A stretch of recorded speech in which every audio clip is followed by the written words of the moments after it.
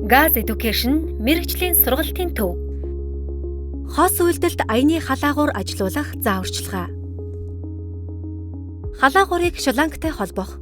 Уян шалангийг сайтар шалгасны дараа шаланганы нэг үзүүрийг халаагуурын хийн оролттой холбож хомуутыг чангална. Редукторыг шалангтай холбох. Шаланганы нөгөө үзүүрийг редуктортой холбож хомуутыг чангална. Халаагуурын чихийг унтраах байрлал дээр тохируулсан байхыг анхаарна уу?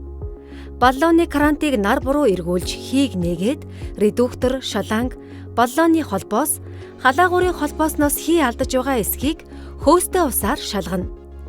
Хий алдаж байвал хөөсрөх ба энэ тохиолдолд баллоны хаалтыг хааж өрөөнд агаар оруулаад гэмтэлтэй хэсгийг сайтар чангалж холболтыг дахин хөөсөөр шалгаад хэвийн болсны дараа халаагуурыг ажилуулна.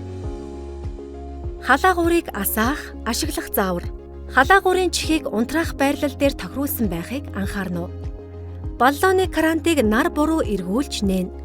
Халаагуурын чихийг зөөлөн дарж, халаагуурын халах хэсэг дэх дөл асна. Шилжүүлэгч хаалт. Хаалтыг нээхэд пледик зориулалтаар, хаахад халаагуурын зориулалтаар ашиглах хос үйлдэлтэй. Халаагуурыг унтраах. Халаагуурыг ажилуулж байх үедээ баллоны крантыг нар зөв эргүүлж хийг хаана. Халаагуурын дөлийг бүрэн унтарч дууссаны дараа чихээр унтраана. Хэрэглэхэд ийм амархан.